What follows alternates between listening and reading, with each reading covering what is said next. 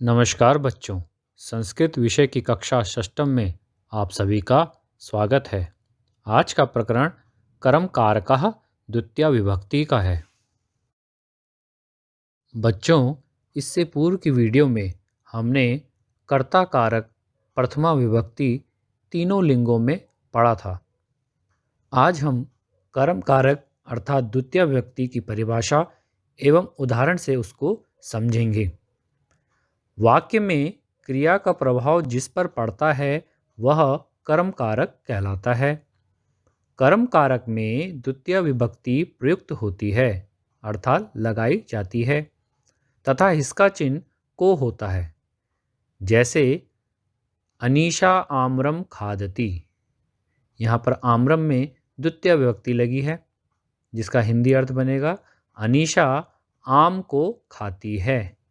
को इसमें कारक चिन्ह है। अब हम तीनों लिंगों में कर्म कारक को पढ़ेंगे। बच्चों, इसमें ब्रैकेट में जो भी आपका कम कौ कान लिखा है ये प्रश्न बन रहे हैं, आपके तीनों लिंगों में प्रश्न भी बन रहे हैं। चलिए आगे पढ़ते हैं। एक वचनम द्विवचनम बहुवचनम पुल्लिंग कम बालकम यानी बालक को, द्विवचनम कौ बालकौ दो बालकों को, बहुवचनम कान बालकान सब बालकों को। स्त्रीलिंग में काम बालिकाम बालिका को, के बालिके दो बालिकाओं को, काह बालिकाह सब बालिकाओं को। नपुंसकलिंग में बनेगा किम फलम फल को, के फले दो फलों को, कानि फलानि सब फलों को। बच्चों, अब हम कर्म कारक को तीनों लिंगों में वाक्य के अनुसार लगाकर पढ़ते हैं। आप जितने भी लाल रंग में शब्द देख रहे हैं इन सभी में द्वितीय विभक्ति का प्रयोग किया गया है लिंगानुसार।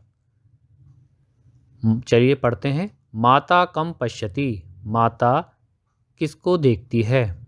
माता बालकम पश्यति, माता बालक को देखती है। सा कम वदति, वह किसको बोलती है। सा मित्रम वदति, वह मित्र को बोलती है। राधा कम नमति, राधा किसको नमस्कार करती है। सा अध्यापकम नमति, वह अध्यापक को नमस्कार करती है।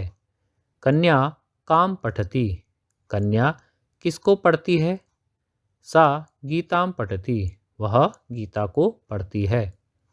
बालकः किम जिग्रति, बालक किसको सूंघता है। सह पुष्पम जिग्रति, वह फूल को सूंघता है। सह किम खादति, वह किसको खाता है। सह फलम खादति, वह फल को खाता है।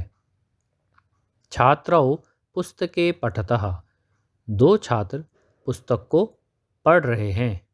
छात्रः लेखौ लिखति, छात्र लेख लिख रहा है। अहम भोजनम पचामि, मैं भोजन को पका रहा हूँ।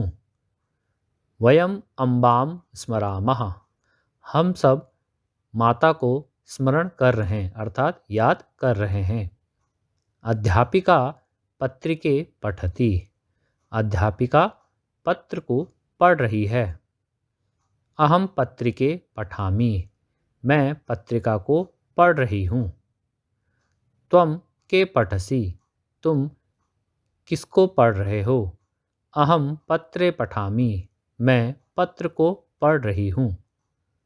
रजकः वस्त्राणि क्षालयति, धोबी वस्त्रों को धो रहा है। सह फले खादति, वह फल को खाता है। आवाम पुष्पे जिग्रावः, हम दोनों फूल को सूंघते हैं।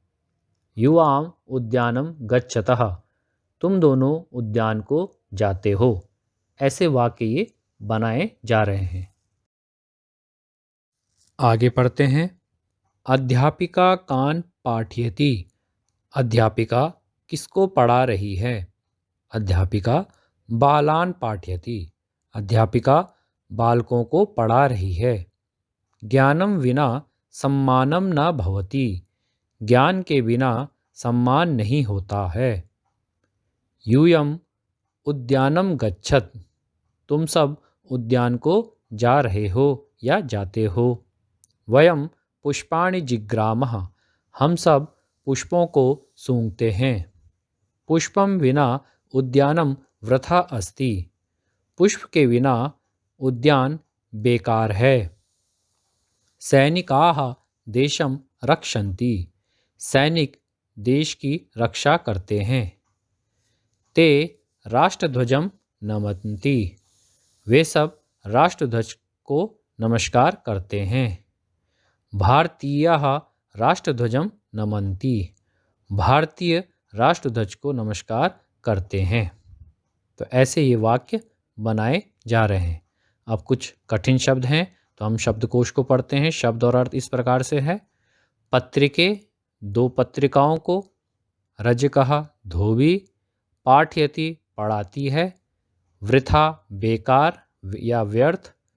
क्षाल्यति धोती है। जिग्रामः सूंघते हैं हम सब। तो बच्चों, इस वीडियो में हमने कर्म कारक जिसका चिन्ह को है को तीनों लिंगों और तीनों वचनों में प्रयोग कर उसे सीखा है।